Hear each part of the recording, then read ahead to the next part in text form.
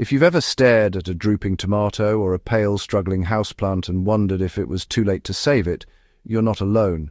Before you reach for the bag of synthetic fertilizer, let's pause for a moment.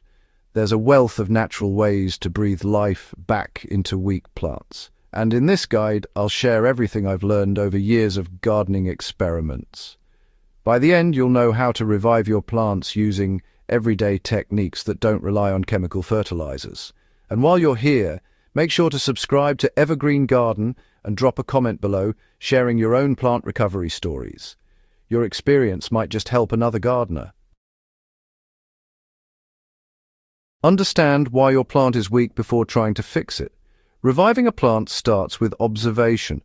Plants rarely decline without a reason, and applying a blanket solution without diagnosing the problem often does more harm than good. Look closely at the leaves, stems, and roots. Yellowing leaves often signal overwatering or poor drainage, while crispy brown edges usually mean underwatering or heat stress.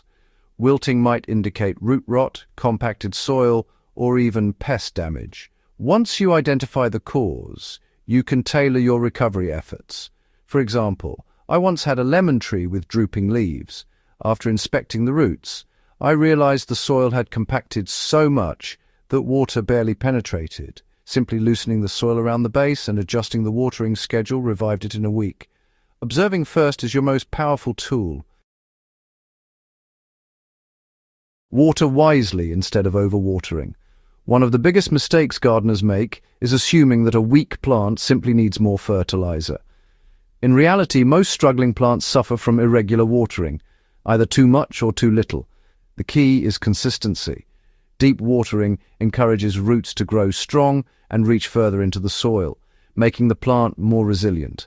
For container plants, I recommend soaking the soil thoroughly until water drains from the bottom, then waiting for the top inch to dry before watering again.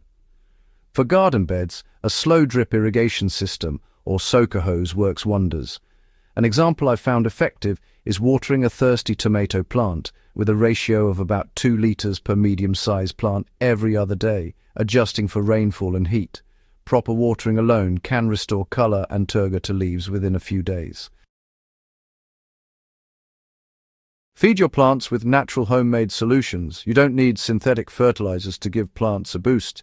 Kitchen scraps, compost teas, and natural amendments can provide essential nutrients while improving soil health. A simple, effective mixture is a compost tea. Steep a handful of well-rotted compost in 5 liters of water for 24 hours, then water your plants with this nutrient-rich solution. It gently strengthens roots, encourages microbial activity, and adds trace nutrients often missing in weak soils. For leafy vegetables or herbs, I often use diluted green tea, 1 tea bag per liter of water, because the mild nitrogen content promotes new growth without shocking the plant. Eggshells crushed and sprinkled around the base slowly release calcium, which strengthens stems, while banana peels buried near roots add potassium over time. These methods are low-cost, sustainable, and incredibly effective for reviving struggling plants. Prune damaged or weak growth to encourage recovery. Sometimes the plant needs to let go before it can recover. Removing dead, yellowed, or diseased leaves prevents energy from being wasted and, redirects it toward healthy growth. Pruning also improves air circulation, reducing the chance of fungal infections. For example, if you have a weak rosebush with several pale, spindly stems, just cut them back to healthy nodes and watch the plant put energy into robust new shoots. When pruning, use clean, sharp tools and cut at a 45-degree angle just above a leaf node or bud. And, avoid over-pruning. Removing more than a third of the plant at once can shock it further. Even healthy water and pruning can't save a plant if the soil is compacted or lacking in life. Soil health is fundamental to plant vitality. Incorporate organic matter like compost leaf mold or coconut coir to improve texture and drainage. For heavy clay soils, mixing in coarse sand or grit can prevent waterlogging, while sandy soils benefit from compost or well-rotted manure to retain moisture. An easy method I use is layering organic matter around the base of plants in a ring, making sure it doesn't touch the stems to prevent rot. Over time, this improves soil structure, increases microbial activity, and supports stronger, healthier roots capable of pulling nutrients naturally. Some plants benefit from a little structural support as they regain strength. Tomato cages, stakes, or trellises can relieve stress on weak stems and allow the plant to focus on root development instead of holding itself upright. When using supports, gently tie stems with soft material like twine or strips of old cloth. I once had a struggling cucumber plant that leaned entirely to one side. After installing a simple stake and guiding its growth upward, it recovered quickly and even produced fruit sooner than expected. This simple act prevents additional damage while the plant heals.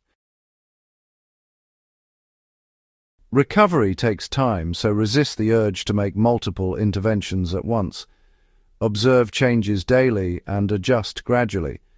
Small improvements like leaves regaining color or new shoots emerging are signs that your approach is working. Patience is essential. Plants can take weeks to fully recover, but the reward is resilient, self-sufficient growth that doesn't rely on chemicals. Reviving weak plants without fertilizer is both an art and a science.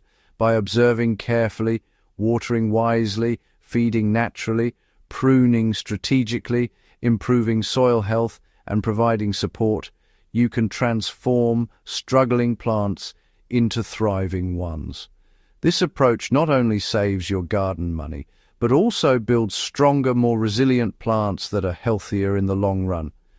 If you found this guide useful, don't forget to subscribe to Evergreen Garden, share it with your gardening friends, and comment below with your own plant revival tips. Your experience might inspire someone else to save a plant they thought was beyond hope, and together we can grow a community of gardeners who nurture life naturally.